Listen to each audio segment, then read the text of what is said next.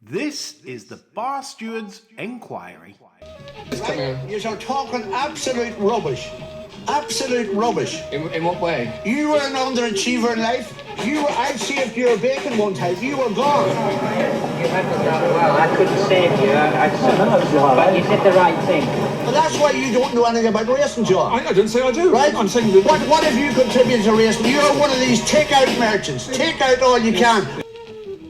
And a very warm welcome to the Bar Stewards Enquiry Weekend Podcast, where myself and my three stooges attempt to go through the weekend's racing and give you some winners. Where we've got Cheltenham this weekend and Doncaster. Disappointing fields, we feel, but still there are winners to be found. So without further ado, introducing my panel this evening, it's John Lang as usual. Good evening, John. Evening. And joining John Lang is Neville Ender. Good evening. Brilliant racehorse trainer, gambling racehorse trainer, northern gambling, like the Curly of the North. The Ronan McNally. Yes, indeed. There's the R.P. McNally traits with old Henry, flat horse of his that's landed two lovely touches for Nev this season. And last but not least, all the way from Canada, Quentin Franks. Afternoon, Lee. Yes, yeah. Oh, yeah. It's early afternoon there. It's dark. It's grim. It's grim here. Really grim.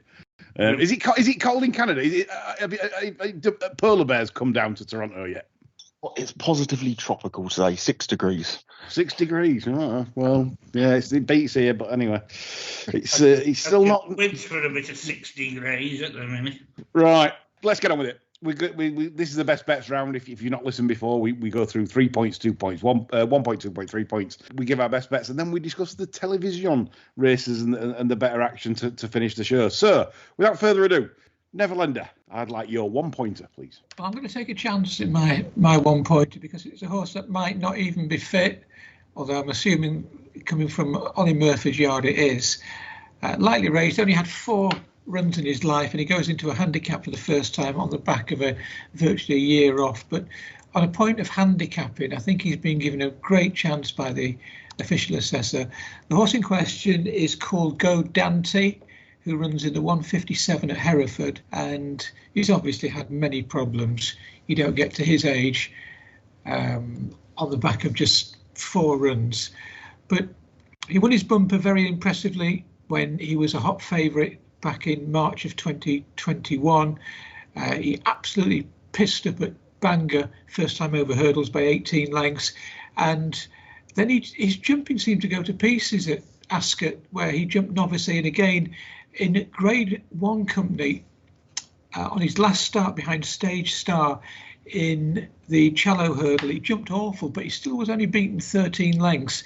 The handicap has given him a mark of 128 on the back of that, which I think puts him extremely well handicapped. If he's ready and if he's mentally sharp enough, he would have a great chance off this rating. And in a race that seems to have a lot of exposed types, he might be the unexposed one in the race. So I'm going to take a chance with Go Dante and the hope that he's ready. They've got Sean Bowen, so that's a good sign. And Ollie Murphy seldom has them not nearing peak fitness first time out. So Go Dante 157. That is my 3rd best bet of the weekend. Good stuff, yeah. Sean Bowen in the saddle, like you've mentioned, and obviously a lot of class there from last season. So it's an interesting choice. And 6-1 is available with Bet Victor. There's been a little bit of cash around for this, starting to go blue on the odds checker, but 6-1 with Bet Victor's still there. What won't be when you listen. Nev's going to step in. With all his Bet Victor accounts that he's got. I've got a Bet Victor account, but I haven't used it. No, you're wasting your time. So 6-1 for Nev. Good start. Nev Go Dante at Hereford kicks us off. Quentin Franks. I'm expecting a sandy bet from you. Yeah, it is a sandy bet, Lee. I'll kick it off with the first at Newcastle, 1309. Horse in question, Dingle, is having his first start for Julie Camacho.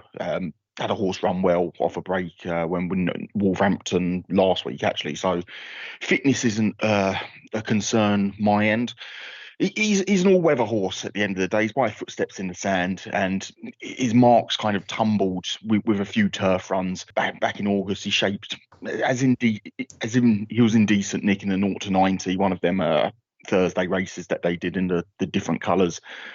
Just plugging away. The test of stamina wasn't enough, but he's got figures on the clock that mean he can pick these up and eat them for dinner. He's down into a 0 to 75 off a marker 77. He came second at Kempton in a big figure, racing 3 deep all the way round. Did well to get as close as he did in one of the, I think it's one of the Easter races, the all-weather Vars Mile. Again, strong on the clock. Winner of that race has gone on to better things. There's not much in this race that really scares me. Like they look a bunch of moderately handicapped horses. The 13 to 2, he's got high draw to play with. There looks to be enough pace on as well. 1 point win 13 to 2. Interesting. For these owners, they keep sending the Camachos horses from Richard Annan, don't they? There's been a couple, haven't they? They've sent to the Camachos in the past, and they've certainly not regressed for going there. So yeah, an interesting choice. Like Crownthorpe was John's best bet last week, and whilst I like the way Crownthorpe did it, I think Oshino off and David Nolan on is a negative for Crownthorpe. Oshino for me, I think, is in a different league to David Nolan. So Quentin's 13 to 2 with Paddy Power, Betfair, and Bet Victor gets Quentin underway. Good stuff. 2 nice choices to start the day. John Joe Leng, please. 1 point. 1 point, 1 point only. 3 o'clock Cheltenham, believe it or not. Wow. Yeah, I know. We've all been caught. I think this will probably win this one. Caught the iron bumpers last year. Made a reasonable start to his novice hurdling career. First time up in November. I think he'll improve for that. I think he's got the beating of these. 1 point win.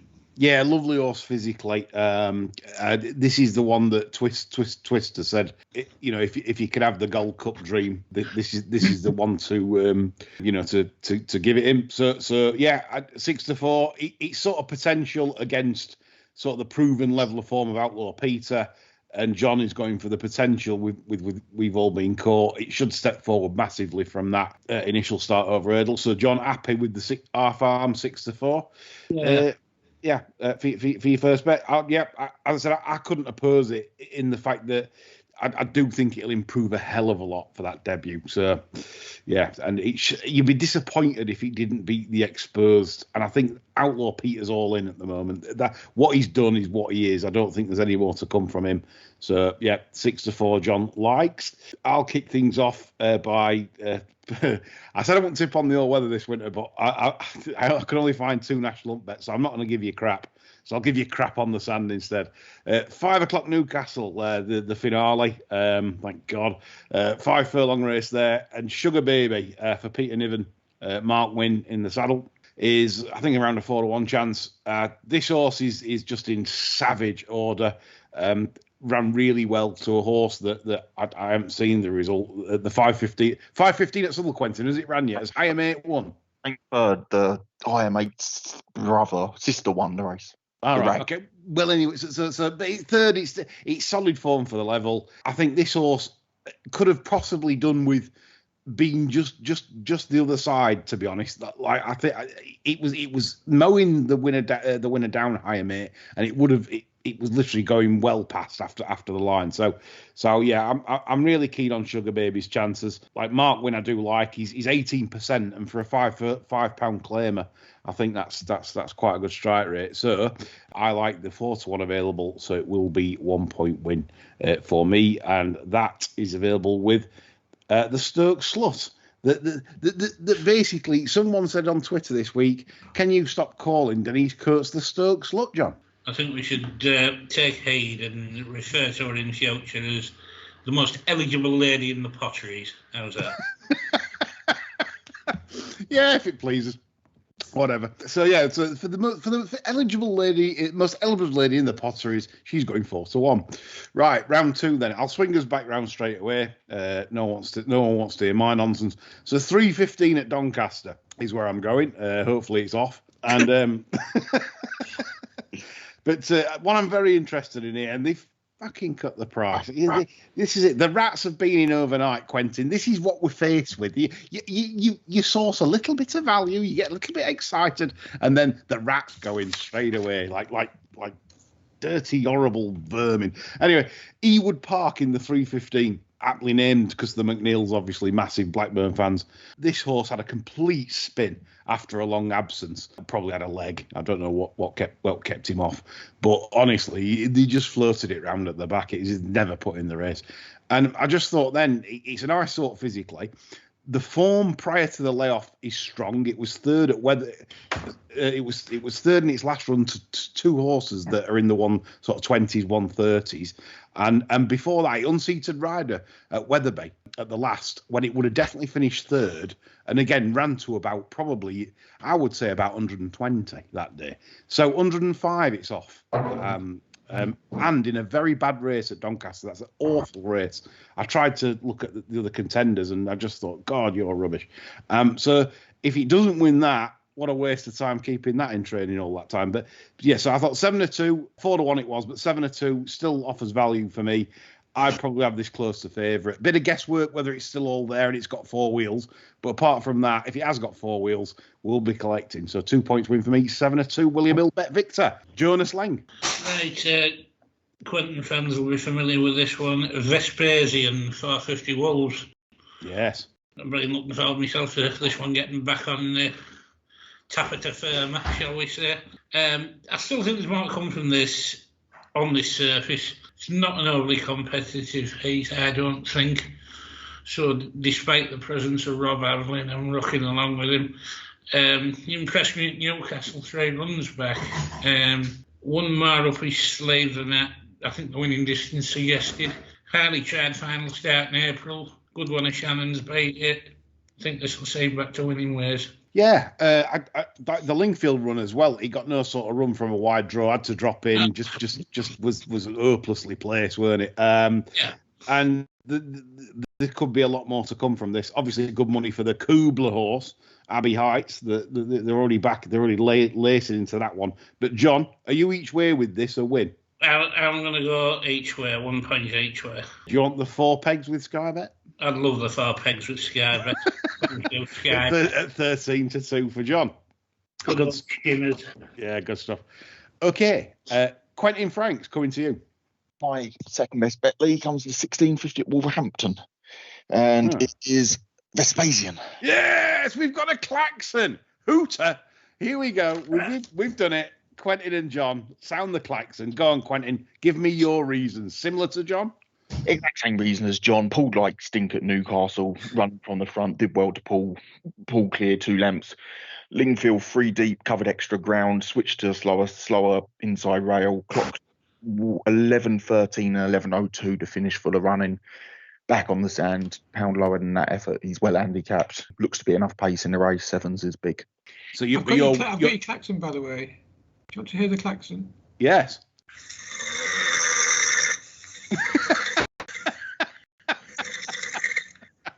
It sounds like me laughing. You're very keen now with a straw, Nev. It's one of my horses. He does that every time I go and feed him. God, what are you feeding him? You're on soup. Absolutely brilliant. Lovely klaxon there from Nev. Quentin, would you like the win price of 7-1? You don't go each way, do you? 7-1. We don't. There's no. You look at the race. There's not much above him. Abbey Heights kind of had the run of things last time out. Pocket of profits very short for what he's achieved. Vespasian win only. That's it. 7-1 you've got then with Paddy's Betfair, Bet Victor. 2 on the nose for Quentin. Good stuff. You won't get much on with Betfair, will you? Or the sports book? Not the sports book, no. Although Barry Orr always claims, and I've rarely tested this theory, to be honest. I think I did it once on a TV race, but and it did work. They lay up to after 11 o'clock. They'll lay you to win £500. But then not really much, though, is it? No, I've heard people say. I've also heard people say with Betfair accounts that doesn't apply at all, and it's like still 10 pence. at 11 o'clock. So anyway, but yeah, so good luck with that. But 7-1 for you that have got these facilities is Quentin on the nose there and John each way, but it's still a klaxon, and we'll be cheering Vespasian to do the business to get us back in the black after a poor start to this jump season. Neville Ender, finish the round. Bet number 2 is in the 225 at Cheltenham, the international hurdle that's been won so many times by Nigel Twiston-Davis, and hopefully he's going to complete his sequence of wins in this race. The new one was one of them, doing off the top of my head now. He won it last year with one that wasn't quite as good as the new one. Can't remember his name now. But anyway, I'd like to move it. Is not quite a Cheltenham specialist, but he's heading that way. He's ran 4 times at the track and he's won on 2 occasions. And I thought his Greatwood hurdle run last time was as good as anything he's ever shown. The handicap has put him up to 152, which puts him not the highest rated on the figures, because Epatante would come out top rated because she's rated 154 and gets a £5 allowance from I Like to Move It. But I'm not convinced that. Yeah. Before you carry on, can I ask you what you think of the mayor's allowance? Because I've never because we've discussed this on sermons. I've never had the opportunity to ask. I'm not totally convinced that it should be £7. That's what we've said. I think they should get something, but I think it's too much, £7. I think maybe in these championship races maybe £3, but I think 7 is a hell of a lot, really. Friend of the show, Stuart Williams, come with a good suggestion. Race trainer. He said when we had him on, he said that what he'd do is sort of stagger the penalty. If a mare wins a Grade 1 against the boys, the allowance comes down for the, like in segments. So it might be 7 to 5, then wins 2 Grade 1s against the boys, then £3. Do you get it? Yeah, like kind of.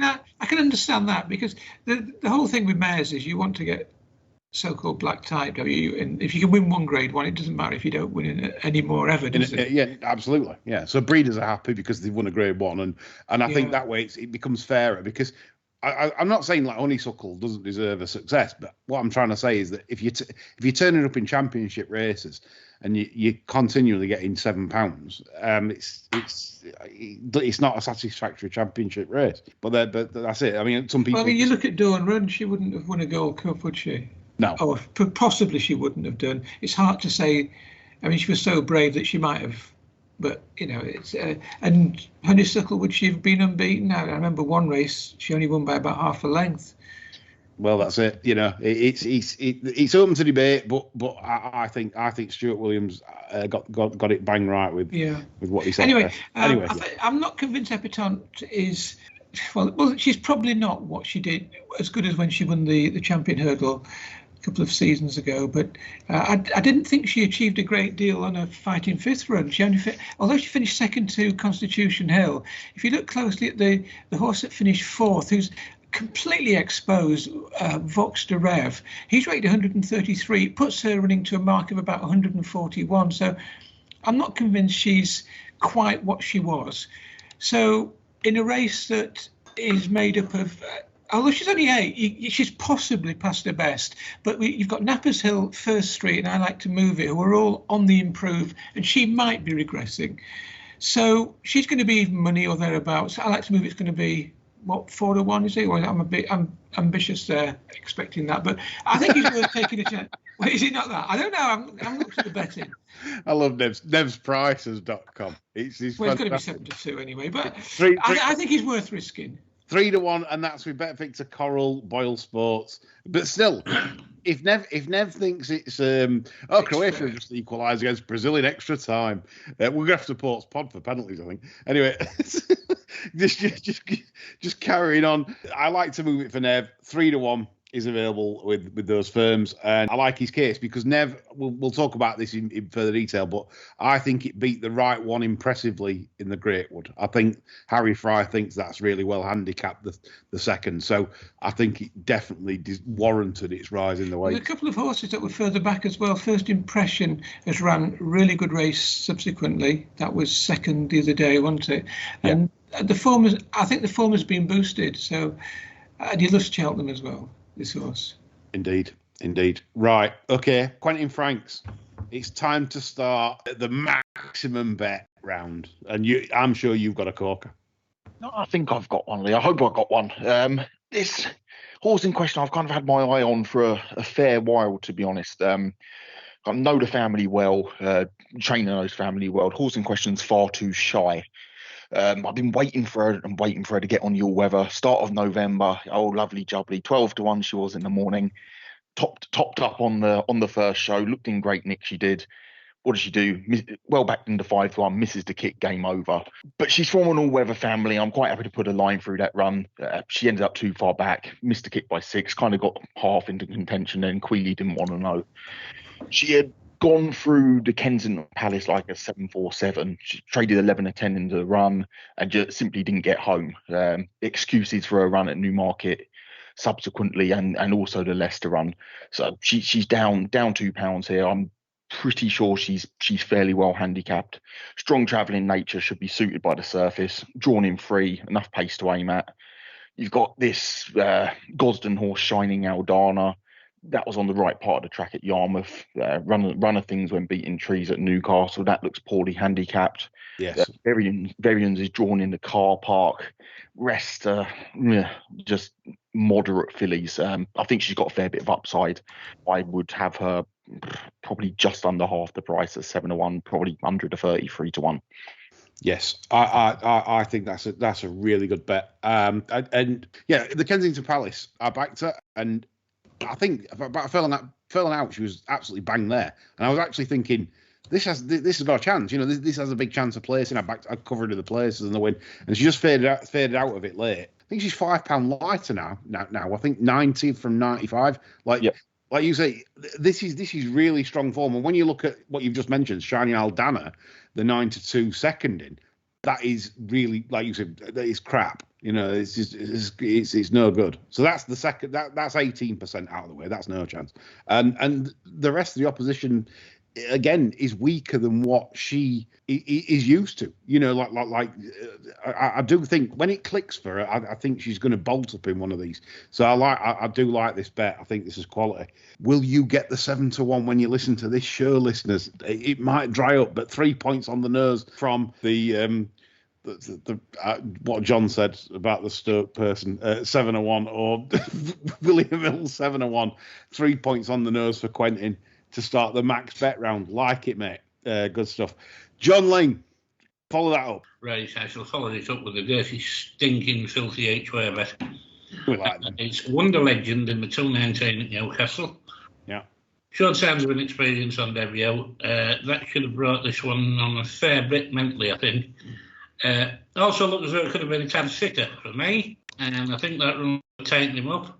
Ought to be going close in what looks a fairly average maiden for the track, and I think he's probably only got the fast to beat. Yeah, do you know what? I kind of know where you. Obviously, it's filthy. It's a totally filthy bet, but we don't mind filth on this show. It's good. It is. It's 11-2 generally available for punters anyway, and so that's John's 1.5 points each way going on this, and he'll get you banned, but who cares? We don't. But intricacy, I looked at them before the prices came out, and I looked at I thought intricacy, yeah, you know, that'll be 5. I was surprised to see it put in at 4 to 6. I thought that's a bit, you know, it's a bit strong, you know. But I did expect 5, but I thought probably odds against anyway. So yeah, I don't mind yours at all there. I think 11-2 each way a pleasure is filthy, but obviously solid. So Dirty John there. Nice. Dirty John from Middlesbrough. Going the 1.5 each way, Wonder Legend, disgrace. Anyway, there's 2 to come. It's me and Nev. We'll come to me first and leave the best till last. We go to the 240 at Doncaster for my 3-pointer. And again, it's disappointingly already been backed by all the rats. But that's what we're used to. You just, it's pointless looking at Oddschecker the night before because it just puts your life full of disappointments and the prices that are never there. Heroic Demold for James Hewitt and Brian Hughes, 15-8 is currently available. I'd say that's a bet. It was 9-4. Obviously never going to last. It's an obvious punter's bet. What's not to like? Second to Hidden Commander, which came out and beat one of Brian Ellison's the other day that was in good form at Sedgefield. I think the form of that race is quite strong. Mr. Bells of Mickey Hammonds has come out and run really well and gone close. Creative Control's come out and won at Musselburgh. So it's for the level, it's strong form. This track will suit. I think there's probably improvement to come. I like the attitude of it as well, because when Hidden Commander went past, this battled back like a lion. It's only 5. And I think there's just nothing not to like. Everything's perfect. It jumps really well, jumps like a stag, which is what you want around Doncaster. Because if you lose that rhythm, especially coming round that bend, when you come out of Rosehill and then round that bend, if you lose any sort of rhythm or jumping, you're absolutely Donald Ducked. So I can't see any negatives. It goes from the front, goes Andy. Nothing not to like. 15-8, 3 points win. And that's with Boyle Sports and William Hill. Good luck if you've got those accounts. But nevertheless, we love Fantasy Island prices on this show. Right, Neville Ender, finish us off. Well, I'd rather not. But, my best bet is it's back to Hereford, because I did really struggle at Cheltenham, but Hereford is my best bet, and the odds aren't going to be great because there are only 4 in the race. But the way Mariko De Vassi jumped at Wetherby last time was nothing short of awful. It looked like he hadn't even seen a fence before. He jumped. It was terrible at the first. I think it was the 7th where he got right into the bottom of it, and there was another fence. It might have been the one afterwards where he made a terrible mistake. But for one of those, errors, he would have won easily. For 3 of them, he would have absolutely doddled up. Wetherby's jumping takes a lot more than it does around Hereford, and the handicapper has just put him up £2 for being beaten a length that day. He's lightly raced. He's open to any amount of improvement. He's only ran 1, 2, 3, 4, 5, 6 times in his whole life. He's only 5. And all right, it's not going to be a fancy price, but he's only got 3 pretty exposed rivals to beat. I think, obviously, you have to trust that the trainer has given him extensive schooling since his last run. But he only needs to put in a clear round for me. Mariko De Vassi, I think he's got the look of a certainty tomorrow at Hereford, if he jumps round, which is a big, yeah. I mean, I agree with you at Wetherby, because he won 20 lengths when he absolutely. He was all the rage in the betting. Tom Simons, he's got another one, obviously not a gelding, a mare that ran today. I think is it Mariko De Vassi or something. They ran at Cheltenham today, and she just got touched off. She jumped. She's a fantastic jumper. And the Tom Simmons barn aren't in bad shape right now. There's a lot of their horses that are just running really well. So I think they were obviously with the SP first time offences, they were expecting a lot more. But for whatever reason, she didn't jump. Like he didn't. Oh, that one at Cheltenham today, yeah. That Martre de Mott. Yeah. Jumped fantastic, didn't it? Yeah, what a lovely mare that. But yeah, Mariko De Vassi, he got it completely wrong at Wetherby last time, and I can see where you're coming from. How on earth, if that had jumped half decent, it would have won. Just to eliminate one of those mistakes, he'd have won. Yeah. So Daryl Jacob, an idiot off, and the useful Caelan Quinn claiming 5 on. There's nothing not to like about that for banker. Like you said, Neville says, just got to jump. And he's done it, and he stood up, beating his chest after the 2:32 at Hereford when he smashed into the 11:08 generally available. Which I'm sure, if Mariko De Vassi pings the first 2 fences tomorrow at Hereford, should it go ahead, then you'd be looking at definitely odds on in the run quite early on. So, yeah, good banker. Right, that's all us finished. I hope you enjoyed that, and hopefully that will boost some of your original thoughts for tomorrow, and you back some winners. And we certainly need to.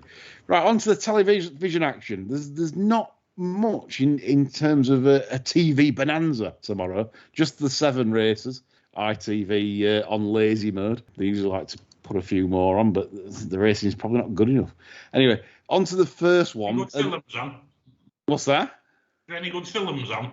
Well, actually, this is what we should be watching tomorrow. It is Gin Payton and old films, carry-on films preferably.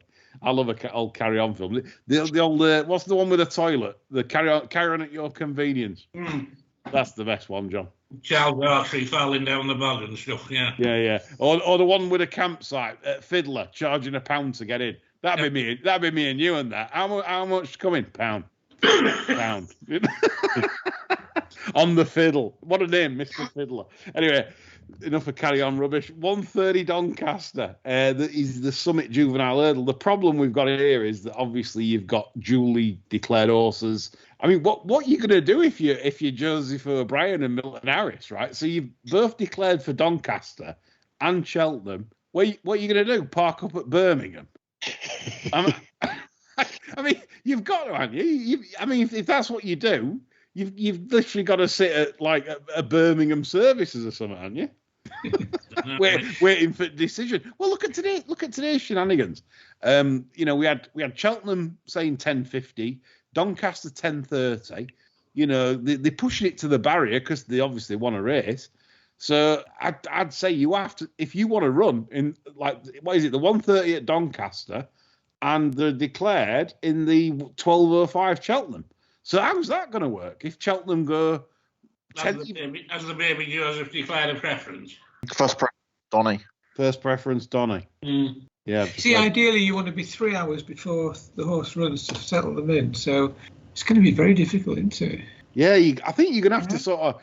I mean, if they were that bothered, which they won't be, you'd certainly have somebody just walking track at maybe 5 a.m., 6 a.m. at both tracks, and you'd just say, what's it looking like? What's temperatures? And then you make a decision and stick to it and drive there. Maybe, I don't know. If you were that desperate to run, which they might not be anyway, they might not run it either, even if they're on. Don't blame them. So yeah, anyway, so back to this Donny race. Why it's probably difficult because we don't know if they're going to run. But anyway, I watched Nusret last time, chaps. Very impressed with the foot on the running. The 6 lengths it put between himself and the runner-up, literally, it was quite impressive. It was done in, I'd say, half a furlong, which takes some doing. Yeah, Neville, did you get a chance to watch it? Yeah, I saw him when he was it showed a good change of speed, and for a horse that stayed well on the flat, I thought he quickened up tremendously well. 16-1 for the Triumph Hurdle. From a brilliant jumping yard, whose horses are in great form. But you really don't know what you're taking on, do you? I mean, Scriptwriter wouldn't have been that far behind him. If he would have been behind him on the flat, he was an Aidan O'Brien cast-off, wasn't he? Yeah. And what do you think to Nusret and leaving the bollocks on? I mean, does it make them jump better because they think, I don't want to clang them? Not really. I think if they're not colty, then. I don't. You think back to, I don't know if you can remember Monksfield. He won the champion hurdle with his knackers, didn't he? Good point. Royal Gate, did he? Yeah, Royal Gate was a horse. Yeah. I'm thinking there's another one as well. Alderbrook. They were all winners of. So I don't think it makes any difference as long as they're not colty at home and and they haven't got, because it does make them very muscular. If they're still. What about jumping a fence if they're a colt? Well, if they went through one, they might feel it. It's what I feel like every day betting in running. Is he still got his tackle then as a scriptwriter? Did you say? Nusret. Nusret. Yeah, the Fav's got his tackle, and he has, yeah. I mean, this horse that was 6 in the Melrose to the brilliant Solcombe, which is now down under with Chris Waller. You'd think he would be Nusret would want further in time, wouldn't you? You would, but the foot, nevertheless, that foot took my eye, and I don't think Scriptwriter can give him £5. No, I don't. I think, but they might not even meet each other. Well, that's it. Yeah, who knows where they're all going to end up? I saw that Nathan Moskop's got a ride in the race, the Churchill lad, but he's actually in the online sale at Tattersalls next week. So right, yeah. Trying to showcase him. But he's a bit of a lad, this horse, the Churchill lad. I don't know if you've seen him on the way to post. He bolts. Yeah, he's quite fizzy, isn't he? And he's probably got some potential there because he obviously, he improved on the flat. And I can see why they're going to the sales. They're thinking, let's cash in now while he's... Well, I think he's a bit of a naughty boy. I've seen him, he does bolt. So maybe they'll be glad to offload him. The yard might be pleased to see the back of him. But you just don't know. There might be 3 runners. There might be 8 runners, you just don't know, do you? So you're just betting in the dark, really, in that race. Indeed. Quentin, John, any views sort of on what we've said about Nusrat and scriptwriter? I thought Nusrat would kind of be odds on for this, to be honest. The scriptwriters won a grade 2. It's a grade 2 in that. Oh, lovely. They're out. Thank fuck for that. They're out. Yes. The crane on the floor. That's it. Done.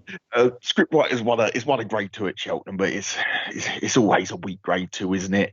Nusrat, as you said, jumped economically, kind of got better, ballooned the last, but he just showed gears from the last. And I was watching it back earlier. I'm surprised he put six lengths between him and the second. Second's come out and placed in albeit a weak enough listed race at Aintree. I thought it'd kind of be tips on here. Nothing really not to like about him. Ground will be no issue. That's the one for me. Yeah, nothing. Yeah, totally agree. John, are you in the same camp? Because you said you liked Nusrat last time. Yeah, very much so. One I would keep an eye on is Polyphonic. I thought this shaped like an absolute nutbar first time up, but I say they're applying the hood, and I think the soporific effect of wearing that might just bring about some improvement. And once this horse focuses a bit, I think possibly in handicaps with the application of some hard cash from connections, we might see some seriously improved form. So one for the future, perhaps. Yeah. Good stuff. Okay. 240 race, the next at Doncaster that they're showing. It's a handicap chase that I've tipped in, so I'll sit this one out. Nev, come to you first. Any view on this? Yeah, it's not great handicap, is it? It's just a typical run-of-the-mill midweek handicap, although the top one's rated 122. Rose Dobbins' horses are in form. I thought Fate Champetre, I think you can forgive its first run back after 320-odd days off. It never seemed to be travelling and didn't jump very well. I think on his best form he would be quite well handicapped. He has yet to seriously prove he wants to go this far in distance, but as horses get older, they do get slower and stay better. So in a race that I don't think will take much winning, I'm going to go for Fate Champetre. The Yard are in great form. They're not having that many winners, but they're all thereabouts. Well. Yeah, so 8-1. Nev thinks value in that. Quentin, John? I'm with you with the Jolly. The form looks solid, time looks solid at a race. It's racing against scrap. Let's be honest, hopefully Doncaster's off and they show some racing from Newcastle. So we'll switch to Newcastle and send out that 3-horse race that Becky Menzies has put one in that'll get about $3,000 for finishing, just for completing. Is that the race at Newcastle, or is that the one? Is that somewhere else? No, that's Newcastle. That's a poor race, but that's great placement, isn't it? That I mean, the horse has got no ability. Rebecca Menzies has got Sadiq,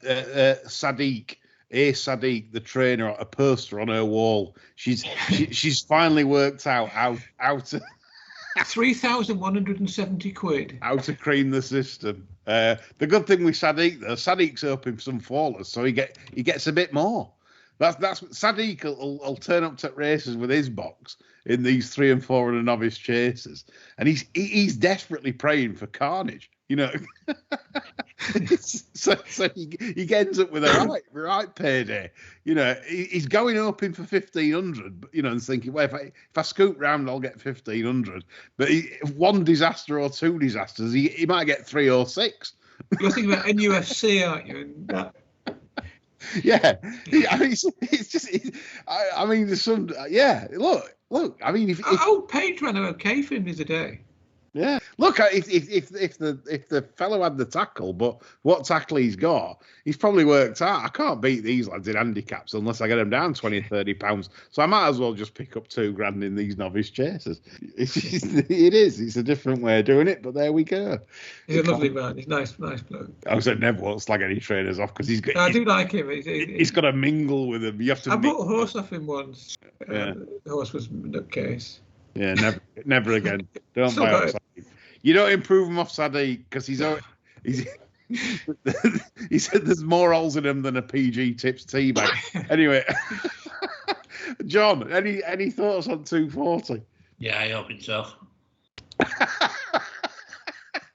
Absolutely brilliant from John again. So certainly from John in 3:15, he's still hoping it's off.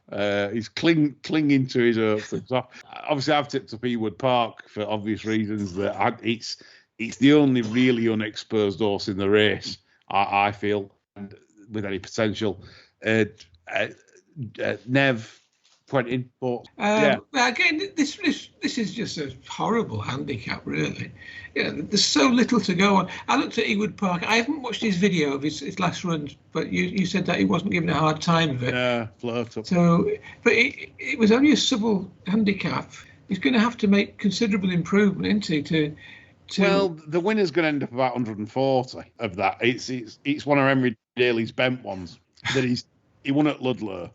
With a bad ride and a bad trip, and then he's followed up twice since. It's obviously he won the Southwell race, and I think he's won at Exeter since. It's going to take little winning, whatever we do. I've got no opinion of the race, really, to be honest. Okie dokie. So Quentin? No, absolutely nothing. Nothing. And John he's let the dog out. He's not interested. He's stood at the back door having a fag, and that's it. So it's left to me to watch it if it's on. Right, we'll go to Cheltenham then for their television fair, and we start with the AIS December Gold Cup, where Il Ridotto, after 17 wind-ups, is 5-1 favourite. Any thoughts on this? Because I thought this was a difficult race that was disappointing in terms of quality. Neville. I initially, and I looked at the race. I looked at it earlier on in the week to try and see if there were any anti-post value. I found absolutely nothing. But there are one or two of these that have ran against one another last time out in that other valuable handicap at Cheltenham about a month ago. And Stolen Silver, he had a chance when he unseated. I'm not saying he'd have been concerned. Simply the Bets ran okay in that same race. There was another one as well, Il Ridotto, who the Racing Post have put that he blundered badly at the last, but I couldn't really see that. He was just very long at it. I don't think it made any difference to his chance. It didn't seem to stop him anyway. And they've all been dropped a couple of pounds. Storm Control, I think, led as well that day, but he ideally needs further. The one I thought was well handicapped was Cheddleton, but I'm not convinced he really wants to go this far. He looks like he's probably somewhere between 2 miles and 2 miles 2, but I thought he was the pick of the weights off 146. However, I just couldn't really pin my colours to anything, really. Maybe Fantastic Lady, she seems to be improving, and she had the weights in her favour when she won first time out, but she's only lightly raced, she's open to improvement. I suppose her and Fern Hill, who's from a very shrewd yard, Ben Case, and he was a good hurdler. His hurdle rating is just a few pounds beneath his chase rating now, but I thought there were lots to like about his last win. But he's up in grade. Ground's going to be quite important. I think you're going to want a horse that wants it, less testing, and I'm disappointed with the race. It should be there should be better horses in this than the top one being 150. I thought, but if I had to go for one, I'd go for Fernhill maybe to beat Fantastic Lady. Yeah, I'm a bit worried about Fantastic Lady because I've seen it before with mares. When they're in their own company and doing well and the confidence is up, that the mares run well, but then they try them in open company and you think they can get a little bit bullied, or not run as well in these handicaps, and then they go back into mares company. Yeah, I can understand that. Zambella, who she beat last time out, is a good quality listed mare, isn't she? And she's won since. But I agree. I mean, sometimes these mares races don't take a great deal of winning. But this isn't a classic handicap. It's not a Premier handicap. Well, it is a Premier handicap, but it's a Premier handicap in name only, in my opinion. Very weak in depth, yes. Sole Pretender is Catherine Fry's selection.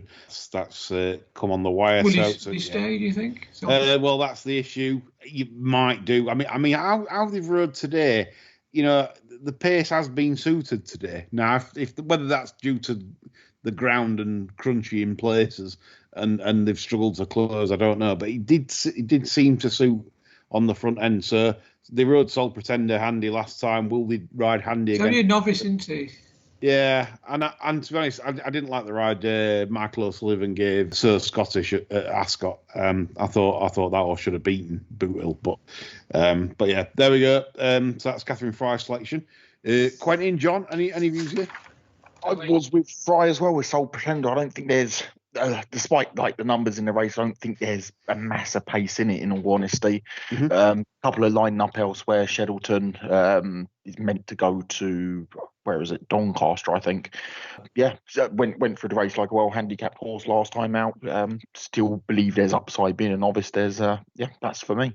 Yeah, 12-1 as well for Fry. Quentin, John? No. Love John tonight. He's got his heart on his sleeve as John tonight, and he's showing you his true feelings towards tomorrow's racing, and that's to be commended in podcasts, because we know that other podcasts will just spout a load of shit. Better to say nothing. I'm not ringing them out just for the sake of it.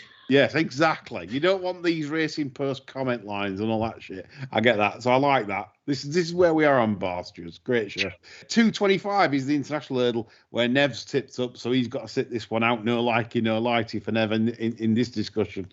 But I like to move it. I agree with Nev in terms of that definitely beat the right one at Cheltenham.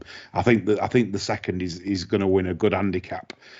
So the 152 rating I don't think is flattering. It's always the quandary with these races which annoys me. Venetia's done it with Bellatrixia at Doncaster. She's put a mare in the novices and gets the £7, and you think, and it's always what do you do? Stick a twist, if that jumps well with the £7 allowance at Doncaster, Bellatrixia. But coming back to this race, it's the same sort of scenario. If Epatante runs to her best, which Nev doubts she is at her best, then Epatante is going to win, because she's going to run with the £5 that she and £7 with some in the race she receives. She's just going to win the race. Quentin and John, where are we on this? I'm gonna lay her, to be honest. I think there's. Yeah. I wasn't too impressed with her on reappearance, a bit keen and fresh, and they've kind of slotted her in here rather than going to the Christmas hurdle she normally goes to, isn't it? Yeah. And wins that. So possibly out of her routine coming too soon. I think there's a bit of depth to the race. First Street's got decent numbers on the clock. Napper's Hill's going to potentially get a soft lead. I like the shape of the race for getting her beat, given she's kind of a strong traveller. I think she's plenty short enough at like 2.4, 2.46, something like that. That's interesting. So the three of us agree on that I like Nev's selection. You think Epatante is capable of getting beat. Nev's weren't impressed by Epatante. John, your thoughts? I don't want Epatante under any circumstances at the moment. Interesting. I think this is a Claxon lay, to be honest. I wouldn't like to say which one would beat her. Chances are there might be three in there that beat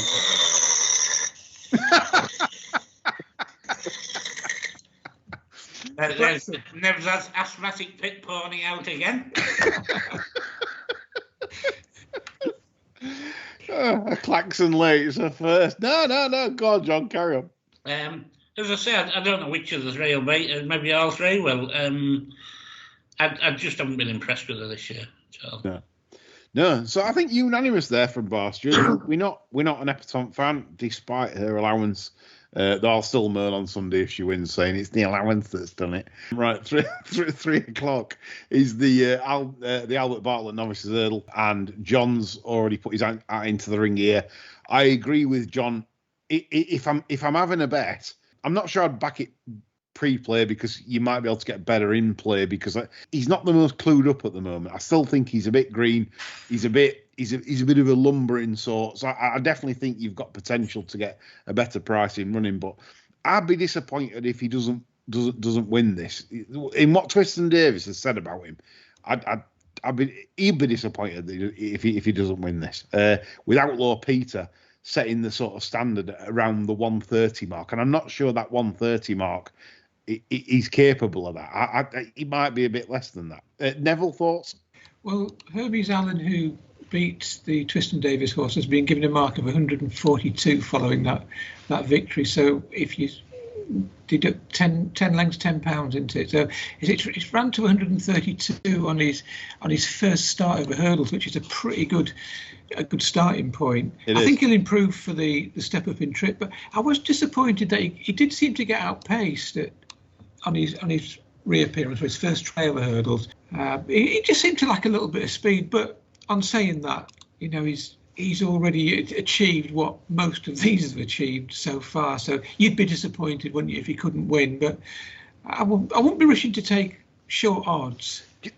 Have a look at his action. For me, it's quite rounded, which would suggest maybe they might not run him then if he wants it. It improve, I think, for a little bit of dig.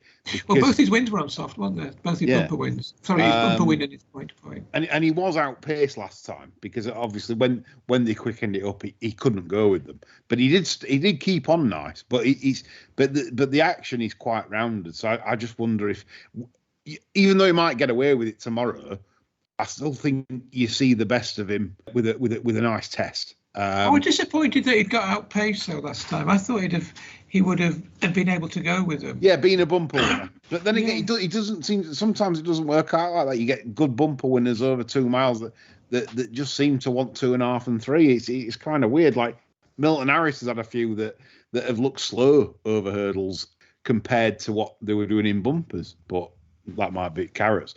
Anyway, Quentin, your thoughts? Yep, I'm with the big brute of a jolly, massive thing he is, isn't he? Scope, plenty. Outlaw Peter beat nothing at Exeter. I thought he did well to kind of avoid the loose horse, and that may teach him something. But Sporting Ace got kicked into touch off 116 at Southall. It kind of looks more style over substance, and I don't think the market's fully accounted for that yet. Well, when you consider as well, Quentin, Outlaw Peter was rated 118 when it was beaten by Accidental Rebel. But then because it's run out the easy winner, like you say, from Sporting Ace, as British handicappers love to do, put it at £12.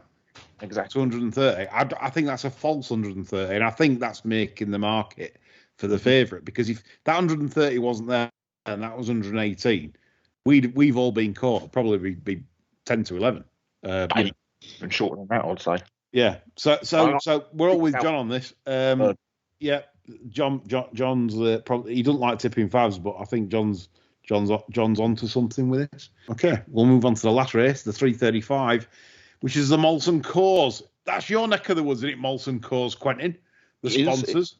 Somewhere down about 20 minutes down the road. Yeah, Mayor's Handicap Hurdle. Can't beat them to finish a day, John. Oh, lovely, isn't it? Thoughts? Yes. You just had them. Love it. Yeah, that's it. We've got to be honest with Barty. If you haven't got a thought, say nothing. I thought this was tricky, really tricky. Lady Adair, she's promising, but is she 130 promising? I'm not on what I've seen so far.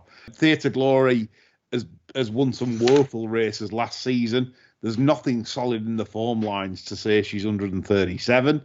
Nina the Terrier is probably very solid on her mark. She runs a race. She's been in good company, and she runs a race. That'd probably be my choice. Martello Sky beat Indefatigable. I'm thinking, was it this race last year? It might have been. I think it was.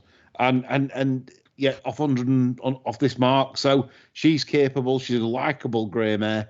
Thoughts, Neville? I'm coming to you. I need your help, but I would say Nina the Terrier is probably the most solid. Well, twice already this season, Lady Adair has been declared to run at Wincanton and Bangor, and twice they've taken her out.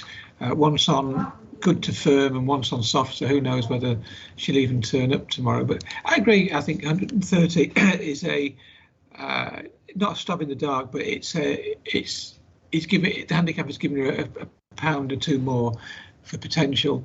So I couldn't really back her off 130 if she did run. I just couldn't find anything that I really thought was worth backing. Indefatigable will probably not run after having run today. Needs it really softer than this, so that'll be one out and that'll reduce the odds a little bit. And Martello Sky's thoroughly reliable. Whether she can win off 140, there might be something lurking a bit lower down the handicap, but it's just a race that I won't be having a bet in. Quentin, like in real life, who can read mares, right? Look at this. So Nina the Terrier finished second to Largy G in a limited handicap hurdle. Largy G did win next time out, but then gets tailed at Cartmel next time, right? So absolutely rubbish. The third horse, Sabrina, comes out and beats presenting a queen easily last time. The Tweed Skirt, the fourth horse, has since beat Electric Annie by 32 lengths and now 828. How do you work out mare's form, Quentin? I try my best not to, despite having a bet in a Billy's race. They're things I tend to leave alone, and this is a contest that I certainly don't. Yeah, it is. I think that's a suitable way to finish the show. John has no comment. We are where we are. Lack of comment says it all. But that's it. This is why you should like this show. We don't just waffle and say shit. If we can't have a bet, we're not going to give it you. So there we go. It's an impossible mares race. It completely random. Chuck the balls in the air, and you might as well go on a World Cup sweepstake. Although we've got the Netherlands who play Argentina in a bit, so we're hoping for some Dutch stuffing it up the arges tonight. Some red hot Dutch. Indeed. Right. Well, that's all from us. We're back on Sunday as usual with the usual rabble. Myself, John and Chris, chewing the fat this week and slagging everybody off and upsetting people, which is what we're good at. That's all from us tonight. Me, Quentin, Nev and John. Bye for now.